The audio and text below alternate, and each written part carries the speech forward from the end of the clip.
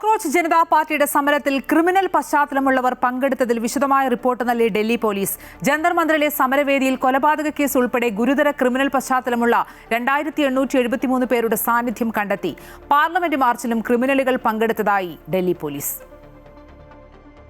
NEET പരീക്ഷാ ക്രമക്കേടിൽ cockroach Janata party നടത്തിയ സമരത്തിലുണ്ടായ സംഘർഷം പാർലമെന്റിലും സുപ്രീം കോടതിയിലും വരെ വാദപ്രതിവാദങ്ങൾക്ക് വഴിവെച്ചിരിക്കുകയാണ്.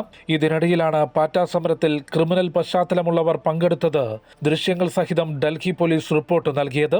20-ാം തീയതി പാർലമെന്റ് മാർച്ചിനിടെയുണ്ടായ അക്രമങ്ങളുടെ ദൃശ്യങ്ങൾ പരിശോധിച്ചതിൽ മുൻപ് കൊലപാതക കുറ്റം ചുമത്തപ്പെട്ട 101 പേരെ തിരിച്ചറിഞ്ഞു.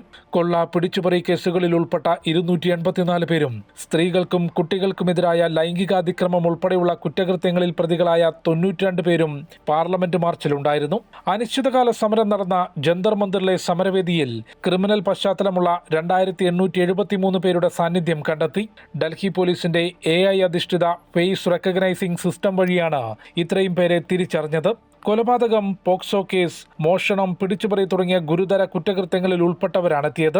സമരവേദിയിലെത്തിയ 2873 ക്രിമിനൽ പശ്ചാത്തലമുള്ള ആളുകളിൽ മുൻപ് ആയുധ നിയമപ്രകാരം കേസെടുത്ത 229 പേരുണ്ടായിരുന്നതായും ഡൽഹി പോലീസ് വ്യക്തമാക്കി. പോലീസിനെ ആക്രമിക്കുകയും വാഹനങ്ങൾ നശിപ്പിക്കുകയും ചെയ്യുന്ന CCTV ദൃശ്യങ്ങളിൽ നിന്ന് 2873 പേരെ തിരിച്ചറിഞ്ഞിട്ടുണ്ട്.